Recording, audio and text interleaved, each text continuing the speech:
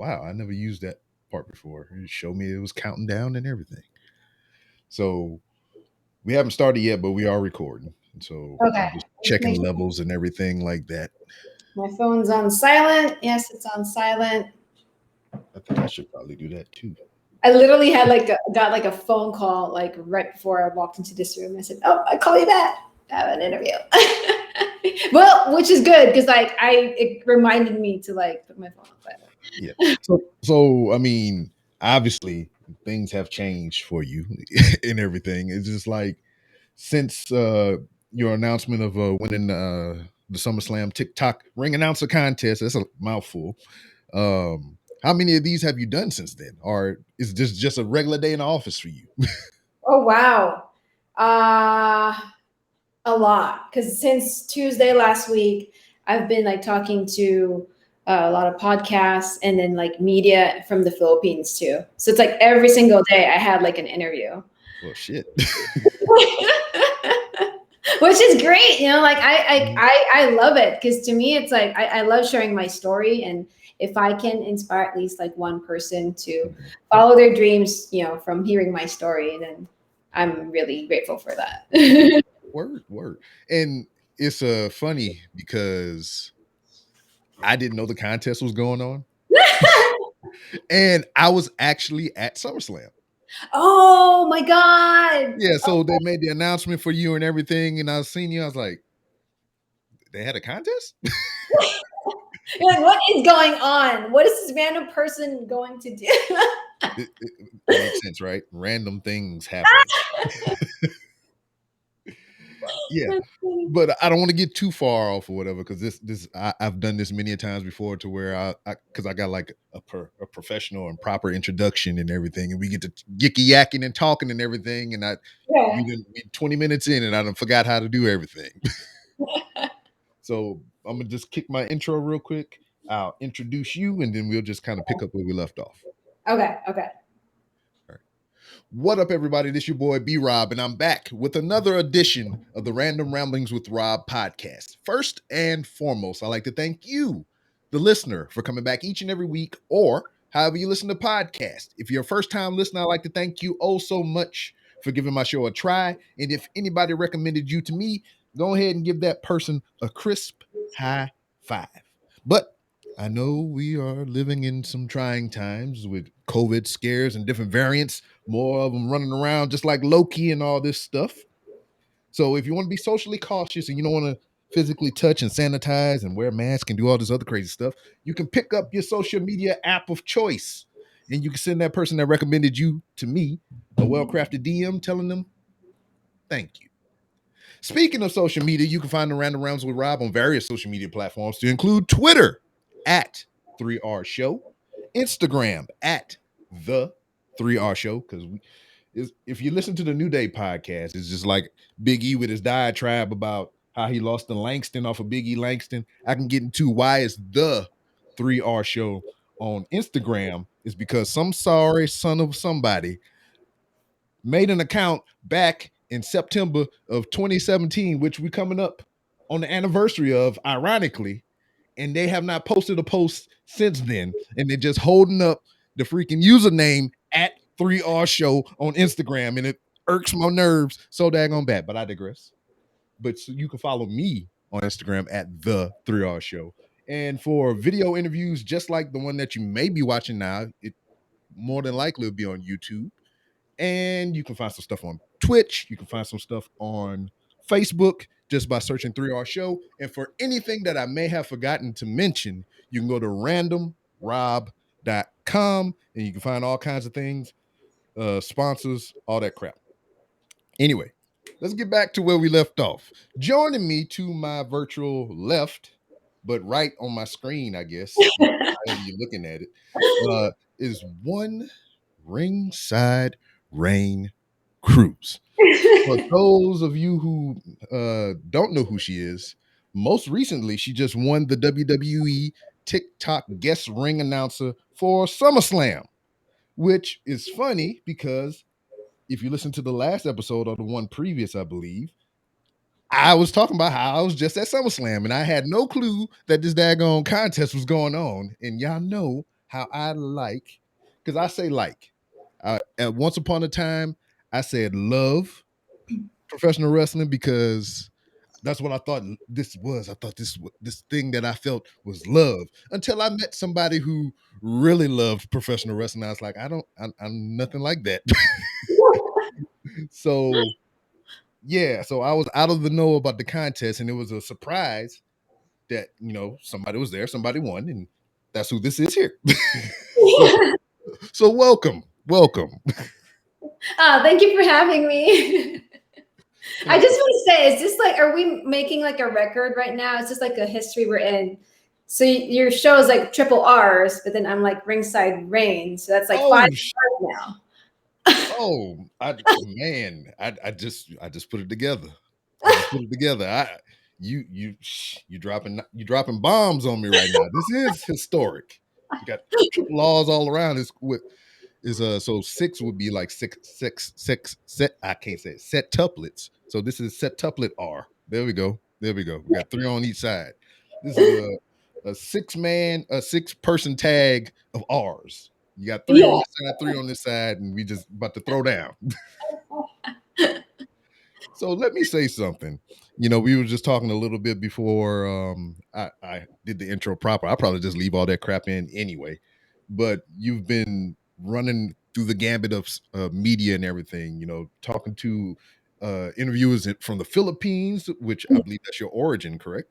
Yes. Yes. Yes. Born So and raised. that and just different media outlets since you won the contest and everything. So what has that been like for you? Oh my God. It's been, I don't want to say crazy. It's been amazing, actually. I have been doing interviews since, I want to say Tuesday of last week, just like nonstop every single day, back to back, sometimes like 3 interviews in one day. And to be honest with you, I'm grateful to have that opportunity because to me, if I can share my story with other people and like other podcasts and like interviews, and someone gets to listen to it and realizes that, hey, you know what, if she can like make it, she can accomplish her dream, then maybe I can do that. So if I can inspire someone just by listening about my story, then to me, I'm going to be really happy about that. Okay. And before you fully flush out your story and everything, just going through because you want it off TikTok, so I automatically went to TikTok and sought out your account. So let me get something straight. Just at a glance, using my eyeballs, peeking into the veil that is social media. Mhm. You started doing like a blog or a prediction thing on YouTube in 2019, correct? Yes, yes. Okay. The TikTok contest started when? The TikTok contest started last month. So is that when your TikTok started? Yes. Did Okay. not have a TikTok account until last month. Like honestly, I tried doing TikTok videos like Mhm. last year, and for some reason, I was just like, okay, I don't get this. Like Yeah. I don't know. Maybe because I'm old. I'm just like, okay, I don't understand how this thing works. Cool. Then so I uninstalled it. So when I found out about the contest last month, I was like, well, of course it's on TikTok. I don't have TikTok, so I downloaded TikTok. That's why I don't have a lot of content on my Mhm. page on TikTok. All I have is basically the stuff that I created to join the contest because I Mhm. literally created it last month just to join this I contest. know because that's what I was looking at. I was like, okay. And then I started scrolling out. Then I was just like, wait a minute, this is That's the it. end. That's it. And then I go over to your Instagram. Then I did see the post about your YouTube. Then I went over to YouTube. I was like, wait a minute. So there's content stacked on either end, but there's nothing on. I was like, wait a minute. Wait a minute. First of all, you rigged the odds for everybody else because you had an advantage from the get go or whatever. You've been getting your reps in prior to this contest and everything, so you've been practicing, and you kind of built your craft already. And you was like, contest, ha! I got this. What's funny is that I actually, so my YouTube page, I started in 2019. It's mostly, like you said earlier, just like a recap of like WWE pay-per-views. But the intention was, like you said, to practice. But I didn't really start ring announcing till this year. It just happened by accident that I found out it's something that I No, no, do. no, no, no. That was not an accident because look at what happened and look at where we are now. It was meant to be. Aw, thank you. Thank you. Yeah, I remember showing up to an event. So basically, I started in the Indies this year, February. I was just, interviewing wrestlers, after they're done with the matches. So here comes March, my second event. I showed up at an event like 4 hours away from where we live. And I asked the promoter, hey, so who should I interview after the show or after, like during the show? And he said, well, we canceled the interview. And I was like in my head, oh my God, we drove 4 hours to get here.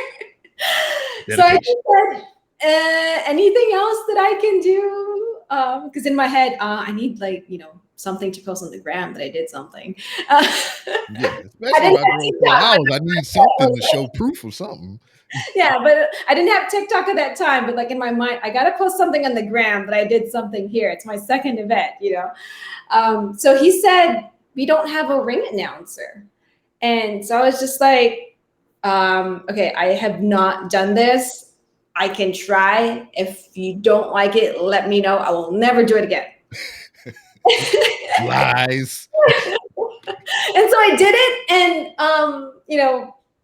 the rest is history. Like every time he had that same promoter, every time he had a show, he would book me as the ring announcer. So SummerSlam was technically my 11th event, working as a, I guess like as a someone who like does something at a wrestling event. Yeah. Ring announcing wise, that was my 7th.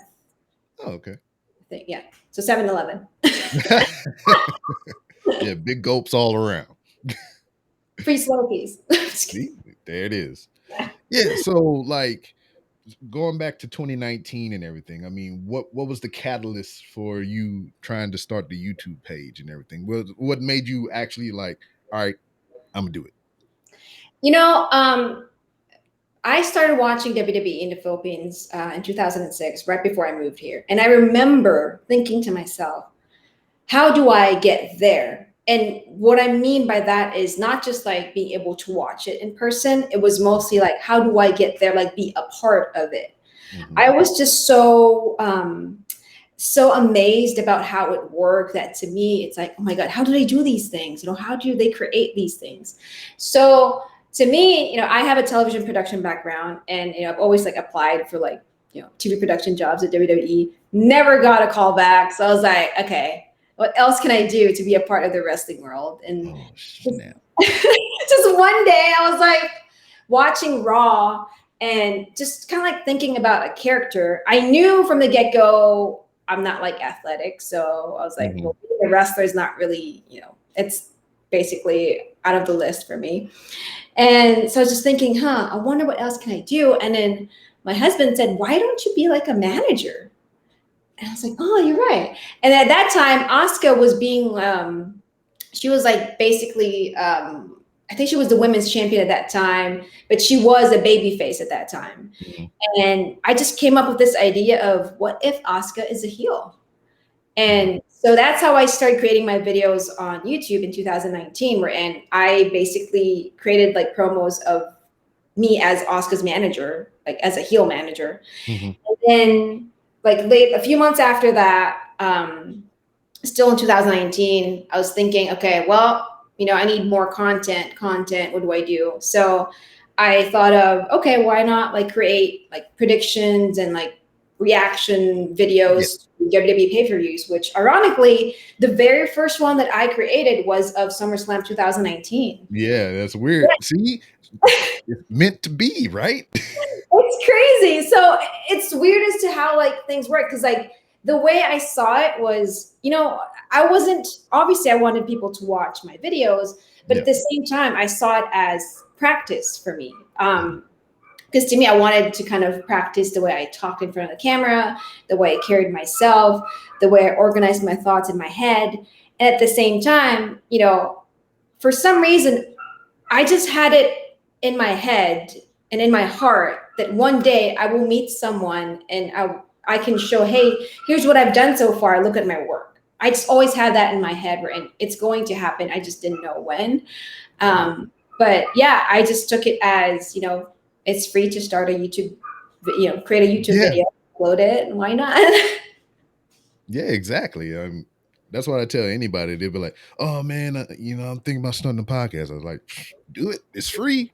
I mean, and then even if you don't like it, I mean, you definitively know that you don't like it if you by doing.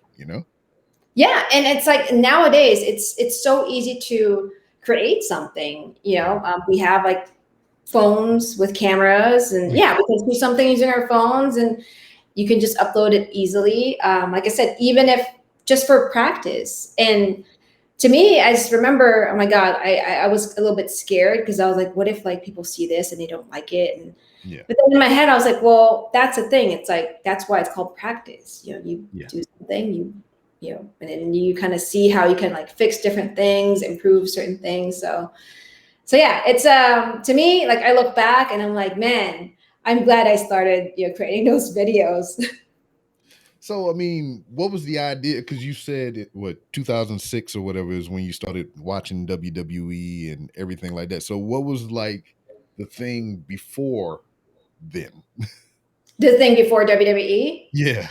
Oh my God. I was okay, so I was still in the Philippines and I was a big fan of like so I don't want to say telenovelas, like soap operas, Oh because yeah, it's yeah, yeah. I know what you're talking it's mostly like Asian telenovelas about. that Hmm. they like show in the Philippines. I was a big fan of that. And so like I remember like coming home from school and just literally recording these shows on Oh, VH. you sound like my mom.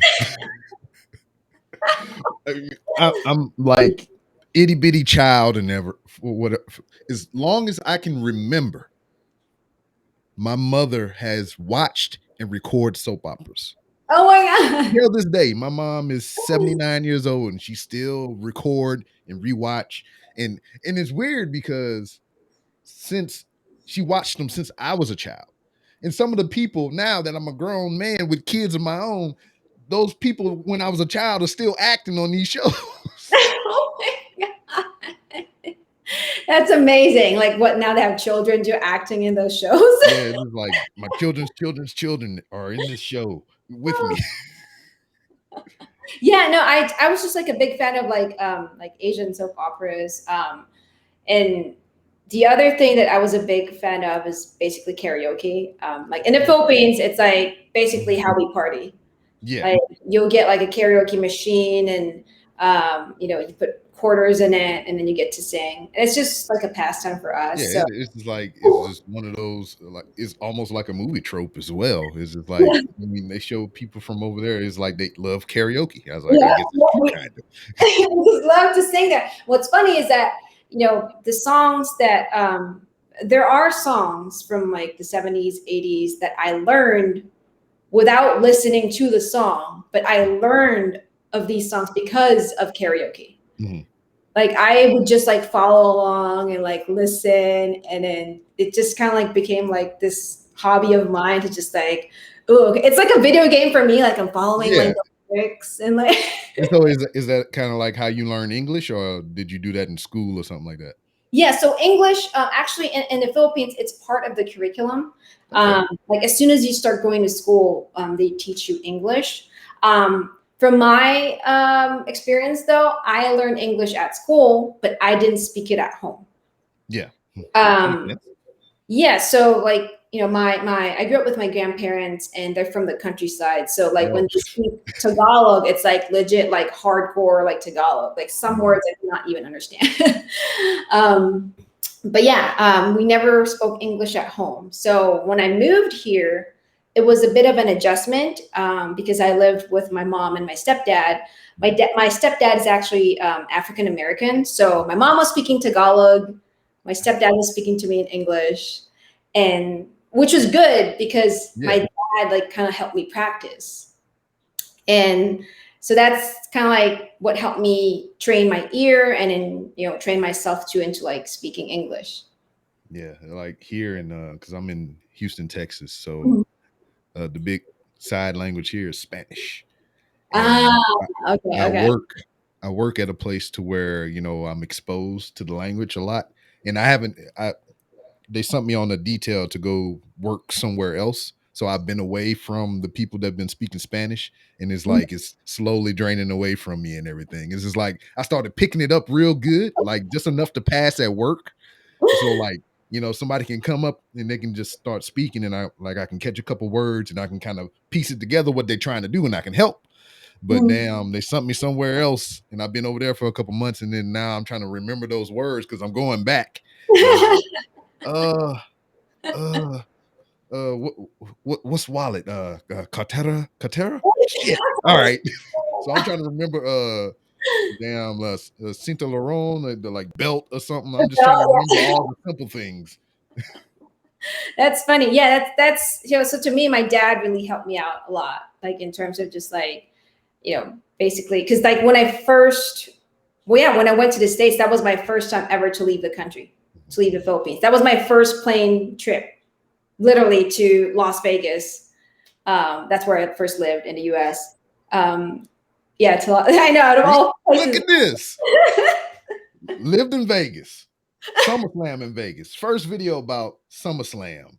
Daggone. Look, this is not coincidence.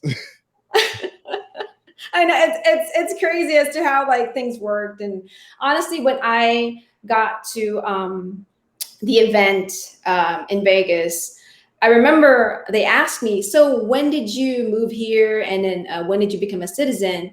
And I said, it's funny you asked me that question about being a citizen, because August 21st, 2013 is when I became a citizen.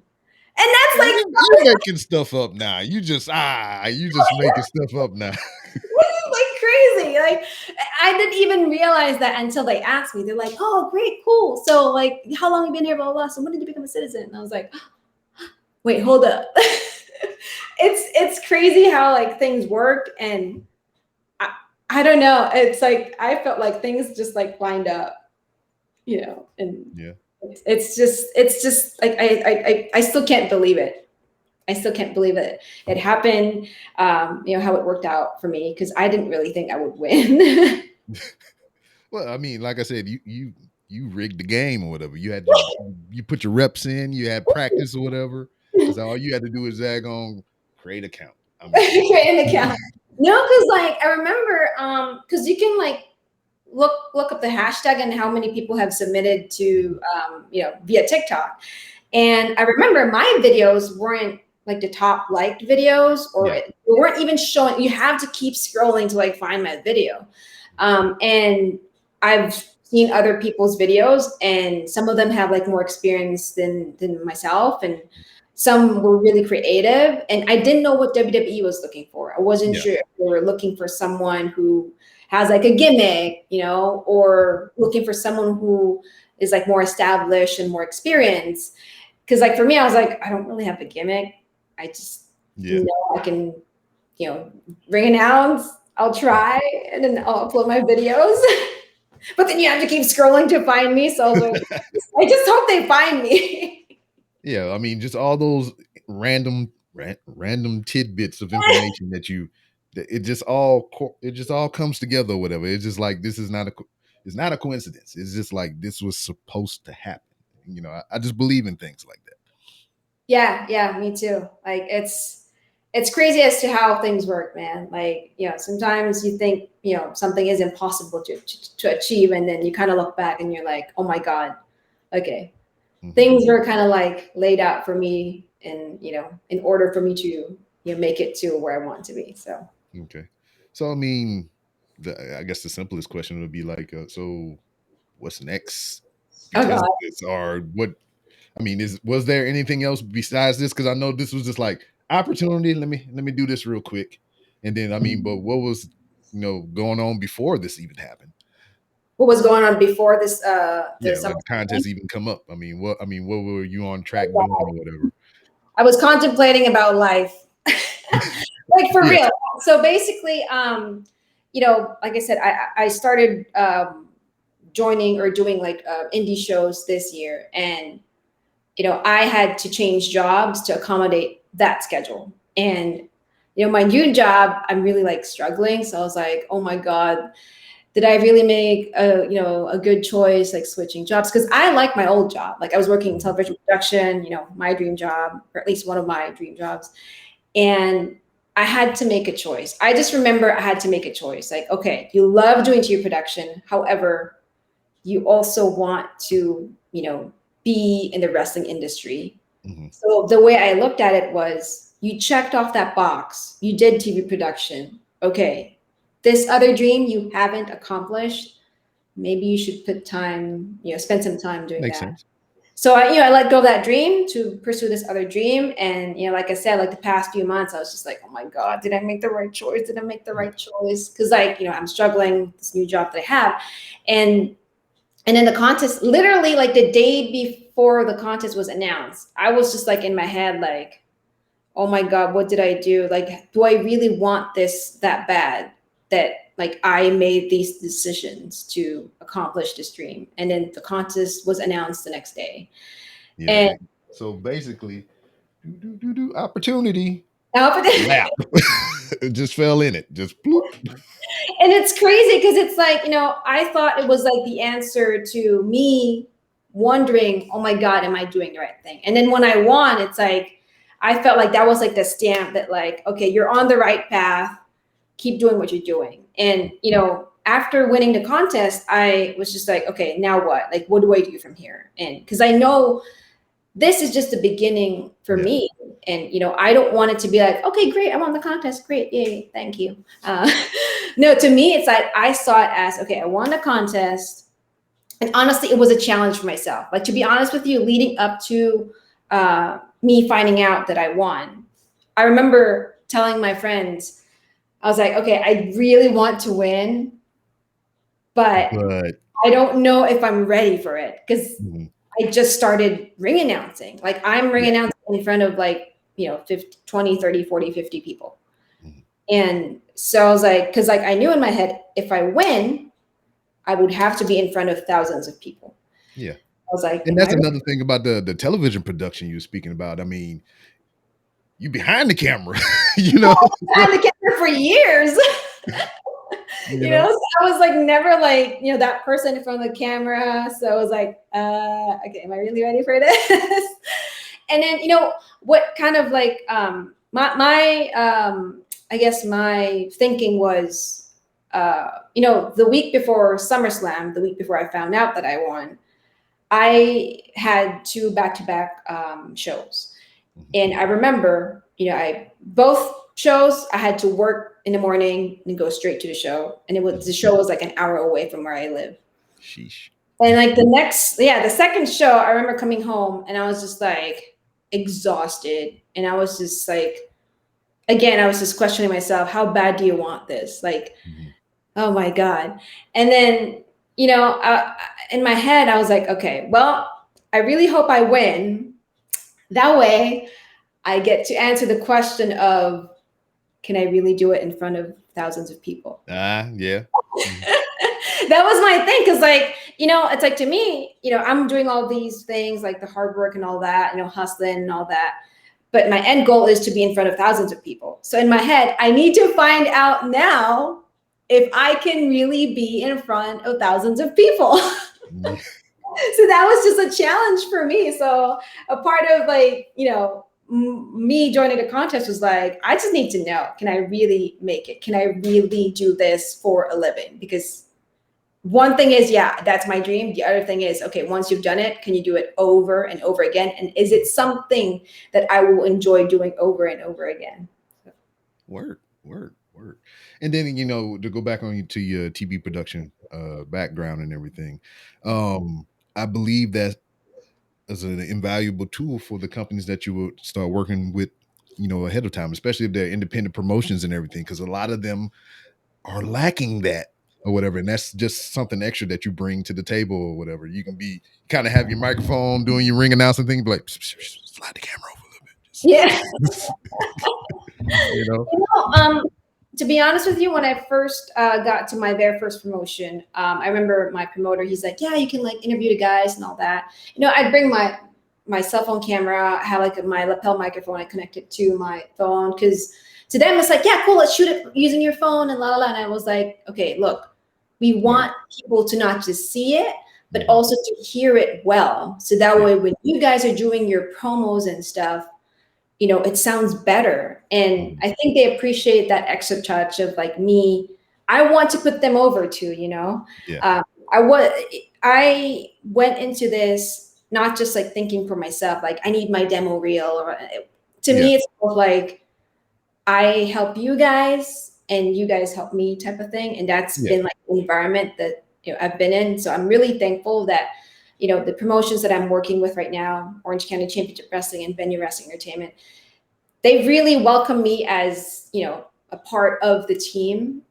They take like any suggestions that I have, and so which is nice, and they're very supportive of me. So Yeah, and I mean that's the bond that you kind of form with these independent companies and everything. Because here in Houston, they got a promotion that I try to help out as much as I can because the owner was a guest on my show. Yeah, ooh, once okay. upon a time, because when he was going around doing his wrestling, he went to Booker T's school here in Houston, Oh, nice. and I Okay. got him on the show and I talked to him and everything, and we just kind of talked and everything. I found out that he started the promotion. I was like, "What do you need? I'll be there. Just just tell me the time and the place. I'll show up. I'll help you put the ring together. I'll help you do anything that you need me to do." Mhm. And it's just like I want to see them succeed. And it's just I don't know. It's just like I like wrestling that much because remember I seen people who love this stuff and I thoroughly enjoy it. I'll just yeah, but like I like it a lot, and I just like I want to see it succeed. Yeah, I'm the same way, to be honest with you. Like I tell the guys that, hey, I if any way, shape, or form that I can help you guys to promote yourself, just like let me know. Mhm. And that's why I really love ring announcing, because I feel like I'm that bridge between them and the audience. We're Mhm. in. If this is some guy who is new, he's starting. It's his first match. No one knows about him. Uh-huh. How would they know of him? Well, aside from just seeing him a lot, well, it's through me, Mhm. and the fact that I get to hype them out.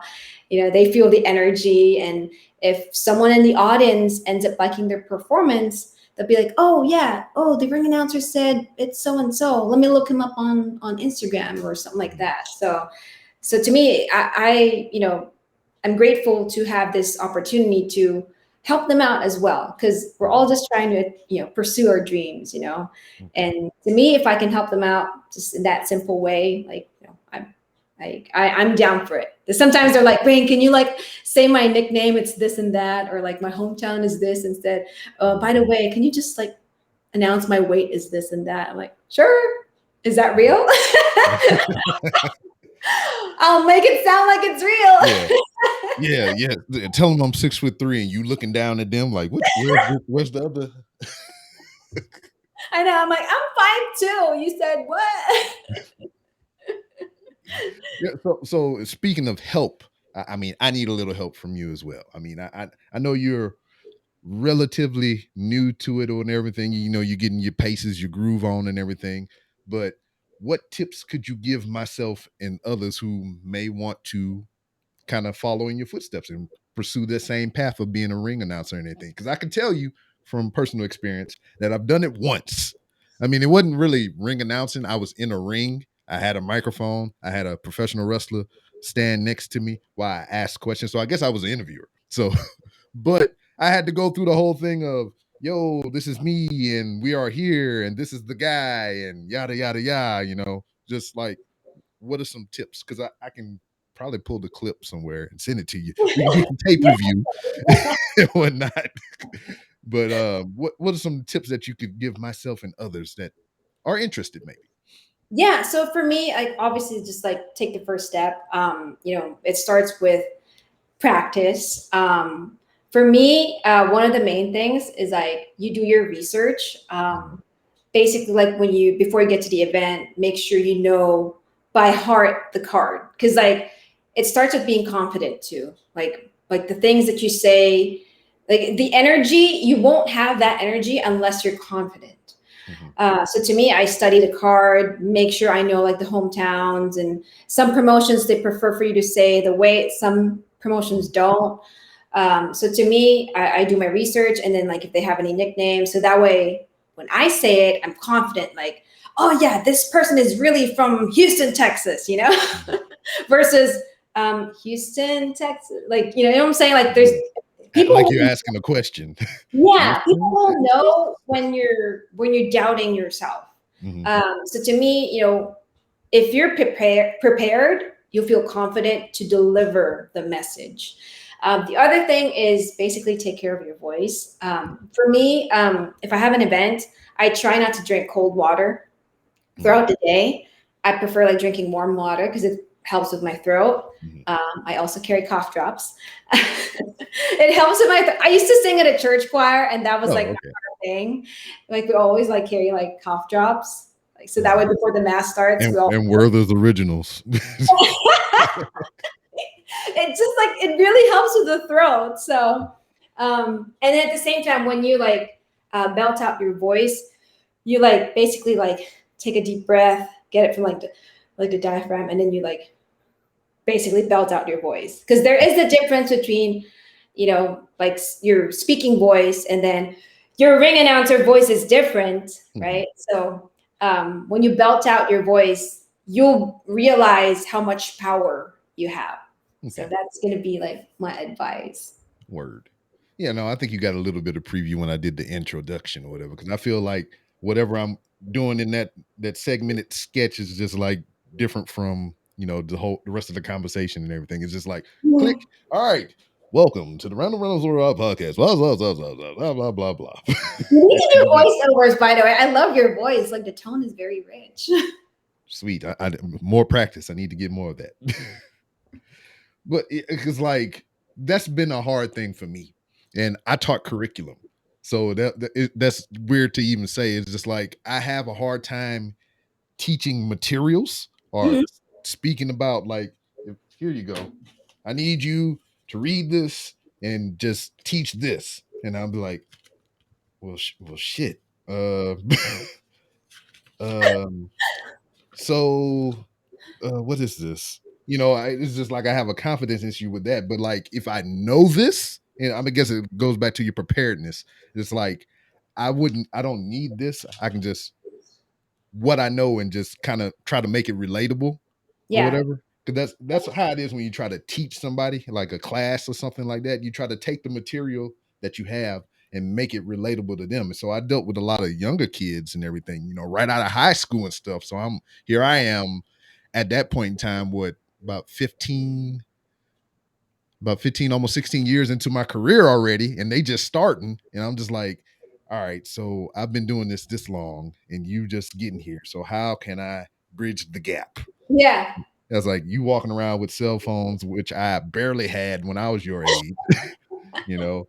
So I'm trying to relate it to the newest iPhone at the time. And, I say, oh, what's this Nintendo Switch? you know?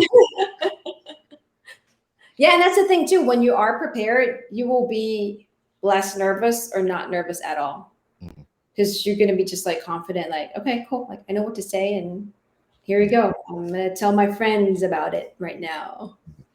I know for me, it's just got to be some things that I like, I'm really excited about. Cause like I can make a list of things, but it's just my memory is poop. That's kind of why I do podcasting, because it's a audio record of things I've said.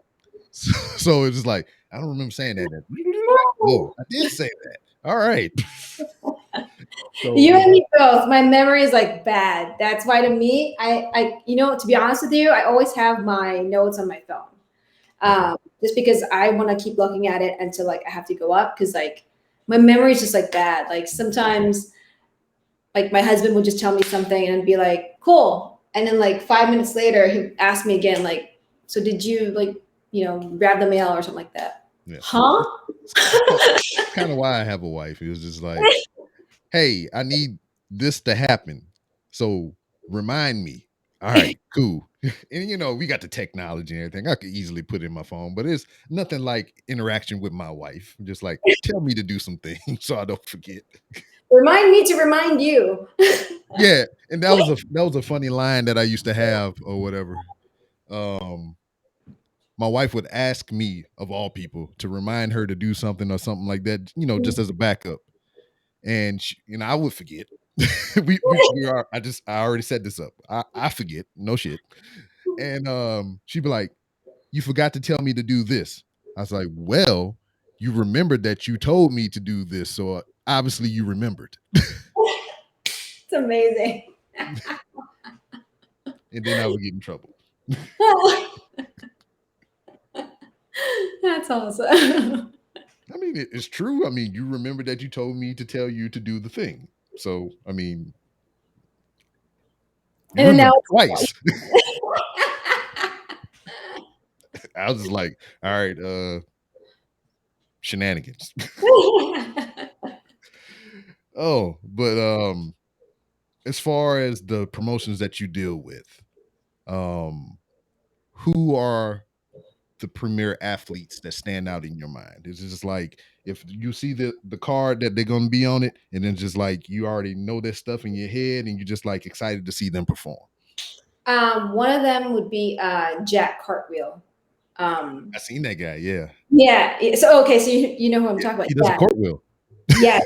Like amongst other things that we just can't just limit it at that. yeah, every time I see him on the card, like I know it's gonna be like a great show because he knows how to hype up everyone. But at the same time, the whole cartwheel thing that he does, it like just hypes up like everyone in the crowd. Wrestling fans are And weird. oh, I Yeah. remember I introduced him once, and like he got in the ring. I said, "Jack, cartwheel," and then he does his cartwheel, and I wasn't prepared for it, but I was just like, "Okay, great." He's like, why wouldn't he do a cartwheel But with a like, name cool. like It that? was like really funny. But yeah, so whenever I see him on the card, like I always know it's gonna be like a great match because he also has like a lot of following now. He wrestles not just with OCCW and VWE, but he also kind of like goes around and like wrestles for other promotions. Yeah, I've been seeing him. I seen him for the first time in GCW. Oh yeah, he did GCW. I want to say last week or 2 weeks ago. Mhm. I want to say that's his debut as well. Mhm. And then so Jack Hartwheel, and then Vito Fratelli. He's our he's our Sicilian wrestler. He's a He does hero. the hand thing He too. always says that. Forget about it. That's his line. So normally when I see him on the card, or sometimes like when I'm working an event, I message him. So are you like doing the show? And then he'd tell me, yeah, perfect. Because I love like announcing his name because he comes out as a heel. So everyone's just like booing him. And then I'm announcing his name. And then he's just like, forget about it. So yeah, there those two, and then who else? Oh God, what is his name? So we have Chris Nasty. He's one of the newest guys that we have at VWE. One of the fastest rising guys in VWE. He's also a heel, and we have this thing where, when I announce his name, I try to like do like a long version of Chris, and then once he jumps down from the top turnbuckle, he looks at me, and I tell him.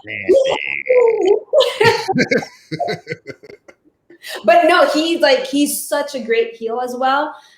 So I really, I really see a lot of potential in him. Like because at the indie shows we're that close to people. Yeah. So it's kind of like it's hard to make a mistake because people can see it right away.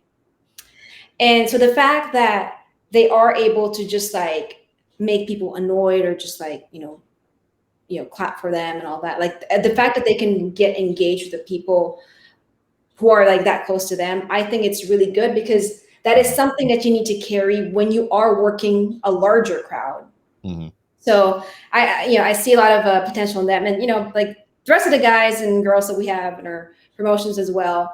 They are doing their best too in terms of just like connecting with the crowd, and I think that's why I love go. I mean, even before I got my gigs, with reporting and ring announcing at indie shows, I actually love going to indie shows just for the fact that I get to be that close to the action. Yeah. Honestly, let's say what year? 2014. for me was my first bout with independent shows because Ooh. I was born and bred on WWE, WWF. You know, it's just like that was my bread and butter. It's like I had a VHS tape with the top 5 WrestleMania matches from WrestleMania 1 through 5, and it was all the main event matches. And I used to watch that tape over and over again. And then I was an outside kid because we didn't have all this technology and all this other stuff or whatever. So I didn't watch wrestling regularly. That's a word for me there. So it's just like whenever I caught a glimpse of it, it was just like, wow, wrestling's, And then, you know, my dad, he was just messing with me, but he didn't really care. He just like, I'm sitting there, I'm like getting into it, like, yeah, little me and stuff, like wrestling. And he coming there, that's fake, right? I'm like, no, it's not. He It's hit him not. with a chair. It's still real to me. Damn it. And then I grew up and found out, and I was like, so what? Wrestling. You know, Matter of I, fact, I mean, finding out what they do made me respect it even more because it's just like you are purposefully hurting yourself for my entertainment. yep, and it's crazy. It's like I found I appreciated wrestling more after I got involved into like these independent shows because it's like, you know, yeah, people say, yeah, it's fake, right? But to me, it's like, well, the storylines are created, yes, but the action is real. People Yeah. get hurt. They don't do the show and like they, fake the whole, oh, I get hurt and all that. I mean, because there are spots obviously that they try to act like they got Yeah. hurt, but there are also other instances wherein they do get hurt, and that's the thing that I feel like people need to understand. We're in, although the storylines are created, the action put their It's lives real in for the danger. most It's part. real. So I know you said you was like, oh, I don't feel like I could do it or whatever. But have you ever? I know you've been inside the ropes, but have you ran them? Have you taken a bump? I mean, anything? That's gonna be that's something that I'm working on because like they've Okay, actually my friends and because you get the itch. I'm telling you, it's like it's a given. Because like I remember the first time I actually like seen the ring, like bare, like broken down on the ground to be put together, and like I lost my shit. It's just like my hands was shaking. I was like, oh, it's a ring. It's like it's really right here. I was like, I can touch it. And then when the guy showed me how to put it together, and I'm putting it together, and I didn't step inside the ring to do anything. I did everything from the outside, and I was just like, because I didn't feel like I was worthy enough to, like, I didn't pay dues or nothing to be inside of the ring and everything. So I did everything from the outside, just like get up here and tighten these turnbuckles. I was like, I'm doing the one on the bottom so I don't have to stand on the apron and everything. And it's just like, I don't know, it's just like otherworldly. And then I got a little bit of training and everything, and I got to, do some of the stuff. And that first bump, I don't know what to I didn't know what to make heads or tails of it. Cause it's like I've done that type of training before because I was in the military and we do something similar to how they falls and everything. It's called break falls and everything. They teach you how to fall on your back, fall forward, brace yourself for impact. So I was familiar with that stuff already, but it's just different to where you got to interact with another person while you're doing it. I guess, and that still kind of don't make sense because I did like martial arts and stuff. So I still had to apply those. It's different with wrestling. God damn it. Because like a guy's flying at me and I know that he's trying to hit me, but not really hit me. So I got to make it look good. It's just like other elements to it, to where like if he would have just hit me for real, I would have know what to do then. I was like, you know. Yeah. There's a lot of elements involved to it because it's not just the two of you. It's the two of you and the people reacting, the people Yeah. watching. How do you incorporate their reaction? Because we've seen this before on WWE, for example. We're in, for example, Charlotte Flair and Becky Lynch when Becky was trying to turn heel, Mm-hmm. and like the crowd just like no, they wanted that energy from her, and like I feel like they just kind of went with what the crowd wanted. So it's not just like the two characters. It's not like theater wherein the characters are just set to just what they're supposed to be. Yes. Wrestling is like the characters in the ring plus what's going on outside. Mm-hmm. Like the Yeah. people, like us watching it, we're involved somehow in what's going on in the ring. Yeah, I think the biggest example is Daniel Bryan or Bryan Danielson or whatever you want to call him. Yeah, the Yes. whole Yes movement, WrestleMania 30, all that stuff. It was just Mhm. amazing. Yeah. So to me, it's like, as much as people say, yeah, it's fake and all that, it's like there's a lot of elements to wrestling that I really hope people will appreciate. Because Mhm. again, like I said, it's not, for example, you go watch a movie, that's it. They can't change anything. It doesn't matter how you like the movie. It's done Mhm. deal. With wrestling, it's like they react according to how people react. And that's the beauty of it. And that's why I love it, because it's like you will never know how. I mean, there is a plan Yeah. on how things should go. We're hoping, oh, maybe this person will like this person or whatever. But it's surprising as to how people react. It's like the instant gratification of like, Yeah.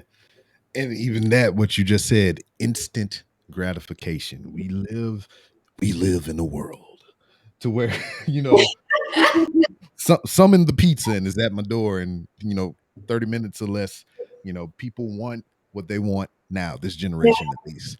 And it's just like they don't have the tolerance to let things cook and pan out and everything and whatnot. So it's just like, oh, I want this to happen, I want this to happen. And in another thing about like what I've grown into with movies, one of the things that you were talking about is I used to love the trailers.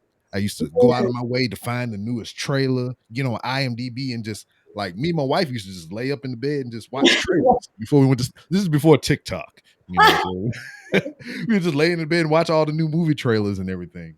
But it was just like when I would go to the movie, I would sit there and I would obsess of the stuff I seen in the trailer. I was like, oh, so when is this part going to come up that I seen in the trailer? And like I didn't like that. So I actively stopped looking for the trailers. I didn't look up any info about the movie other than the release date so I know when to go. And I found that I enjoy the movies more, going in blind or not knowing as much about it. It's kind of hard to do that when you're actually sitting in the theater and they got like 30 damn freaking trailers that pop up. But I try to get there on time. So like if you and it depends on your theater as well. Cause some theaters they'll be like, all right, the movie started at 3:30. That means they're rolling the trailers at 3:30. yeah, I've yeah, yeah. been to places where they said the movie started at 3:30 and the damn when I walk in there, the movie is playing at 3:30. I'm like, oh snap. I need to get to my seat. Fumbling my popcorn and everything. So it just depends on your theater. If I could find the one they say, all right, the movie started at 3:30 and it's just trailers, I'll lollygag. I'll take my time. I'll hang out at the little concession stand. And most movie theaters are so plush and pleather and everything. They got bars in there. I'll sit at the bar and drink me a cocktail before I go in there. And I just like, all right, the preview should be over by now. And I just stroll right on in and watch my movie. You'll find me getting extra butter. Oh, I still have time. Yes. Extra butter in my popcorn. It's not gonna. So much butter. Let me get my free refill on my popcorn before I Oh walk. yeah. So I assume you get the VIP access to where you get unlimited popcorn and ice cream. Because that's the thing that we have here. There's like you get the VIP tickets, you get unlimited popcorn and ice cream. Ice cream and popcorn Ice is a cream weird and combo. refill. I've only been to one and you can do unlimited refills on popcorn. Mm-hmm. So it's like during like while watching trailers, I'm like just like inhaling the popcorn, and it's like I tell my husband, "All right, go grab some more." Yeah, they were like, and bring back some water. Yeah. I still want to watch the movie. Yeah. And it's like after a while, it's like you feel so high posh and everything. You got all this unlimited popcorn. You just kind of like throwing it in the aisles and everything. Movie starting. You're like, hey, you want some popcorn back there? But yeah, it's been a delight. and everything. But this is where we kind of wind on down. So you gave everybody the tricks and tips and tricks of the trade and everything. I mean, where you came from, where you're inspiring to go. I wish you all the best. I mean, like now that I know, you about to beef up this TikTok content and everything. I know that much, so now I can scroll more, and I'll be keeping my eye on you or whatever. So I'll probably go to the next SummerSlam, and there you are again. you know, I hope so. That's the goal. where you I don't want the one time to be just one time. I'm turning that one time into a full time somehow, some way. Mhm. And then I mean, they're coming back. They're coming back with Money in the Bank to Vegas. Woo. So I we'll really see. hope so, man. Like I really enjoyed being in that ring, and going back to what I said earlier, that I needed to find out if this is what I really wanted to do. I mean, I know that's what I wanted to do, but then again, it's different when you're there, Yeah. because there's a lot of people looking at you. I just remember being in that ring with everyone around, and I remember asking because Mike Rome was like, hey, make sure you get a chance to like look around, take it all in. And I remember thinking at first, do I really do that? Because once I do that, I am acknowledging that there's 51,326 people here. You remember the number. So I was like, do I really do that? But then like when we got in the ring, and I asked him, I was like, can I wave? And then he's like, sure, Raine, it's your moment. Because I remember being inside the ring in the middle, and like I could hear everyone, and that moment just felt right. Like that's why I started waving, because I was like, oh my God, this is what I've always dreamed about. And the fact that I felt comfortable, Mhm. that to me was like, that was my answer. I'm on the right path. This is what I need to do. And I want to keep doing this over and over and over again. Like literally after I did my announcing, I was like, oh my God, I want to get back in there again. Please, I want to get back in there again. Yeah, you should ask him. You should ask Mike Rowe. You was like, hey, can I just like do the next couple, and you just kind of like take a break, go get some popcorn and everything, and some ice cream, a lot of butter. Yeah, all right. No, but yeah, it's that event, that moment, some being a guest ring announcer at SummerSlam, it's really to me like the beginning of me. I mean, I know I've already started like trying to pursue my dream, but that Mhm. moment right there was basically my stamp of you are on the right path. Keep doing what you're doing. Mhm. So. Yeah, and all the other stuff that you mentioned and everything is just like I told you, it's not coincidence. Aw, Yeah. thank you. And I want to ask one more thing before we did leave or whatever, because like I was at SummerSlam, you was at SummerSlam, so obviously I don't know if you went through some of the same hardships I went through. I was kind of three sheets to the wind by the time Edge and Seth Rollins went at it, because I we got there and I was just like I was amazed that like damn they ain't got no lines out here. I mean the concession stands was like bare because I guess everybody was just kind of trying to get to their seat and wanting to get in. So I mean I went straight in, went straight to the concession, got me one of them brisket burritos from the barbecue joint, ate that, got back up, went back out. I was like, damn, still ain't nobody out here. Got me a drink, went back down, sat down. I was like, that burrito was kind of good. So I went back, got another one, and had a couple more drinks. And I mean, by the time the show got rolling, I mean, I was content. But the when I was filling that next burrito and that next drink, the system went down. So What? did you? Yeah. So did you experience any of that stuff, or did they have you catered to and pampered down in the bottom? Well, so what happened was because we got there early, like we got there at like 8:45 in the morning. Oh well, shit. Yeah. Yeah, like yeah, so we were able to like partake on the catering for Oh yeah. breakfast, lunch, Okay. and then yeah, and then after I did my whole ring announcing, I still had my backstage pass, so I got hungry at one point, and I just kind of like went back and like grabbed some Oh yeah. snacks. All right. So, yeah, you were taken care of. You It you're was a you're long good. walk though. No, that was the trade off. I mean, Yeah, it was a for long us, walk. yeah, you just had a long walk for free food. I guess yes, that was a Yeah, trade-off. because like the whole like the purchasing system crashed. Like So everywhere, like the whole stadium. just from what I understand, I know especially where we were, because where I sat at was that the entrance. I was right there, so I was Ah, right above the entrance. So when Edge came out on that little conveyor cart thing with the fire and all that shit, like I was like right there, like this shit is hot. oh my god. you know Oh So my God. we just went up there and people was like, yeah, the payment machine is down, it's broke. So it was just like only two stands up there, like the pizza place and some other place was the only two things that was open that would take cards and payments and everything for food and drink. So they wind up giving away free food and everything because it was just gonna go bad because nobody could buy it Oh, and everything. So I was just like, damn, I missed out on that. But like I said, I had a couple drinks in me already and I had full of burritos, and I was just like, this is cool. I'm just fine. you're like, I'm gonna watch the rest of the show.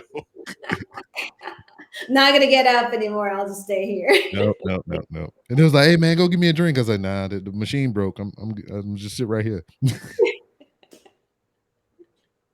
That's awesome. Yep.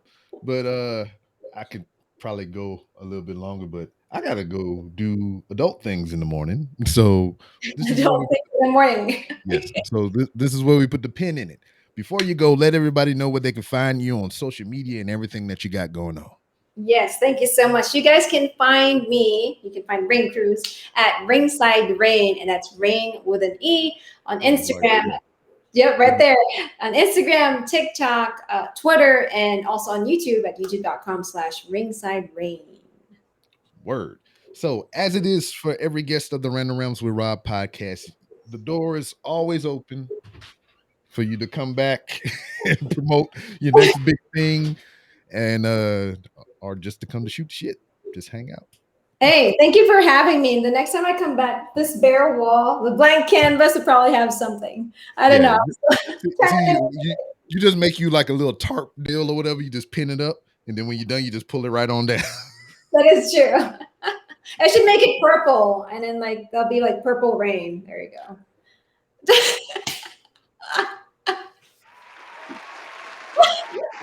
I had this the whole time. I forgot about it.